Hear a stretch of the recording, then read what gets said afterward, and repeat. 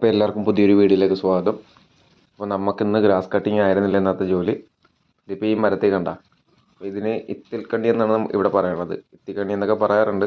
അപ്പോൾ ഈ സാധനം കയറി പിടിച്ചു കഴിഞ്ഞാൽ ആ മാവ് കംപ്ലീറ്റ് എന്ത് ചെയ്യും, നശിപ്പിച്ച് കളയും.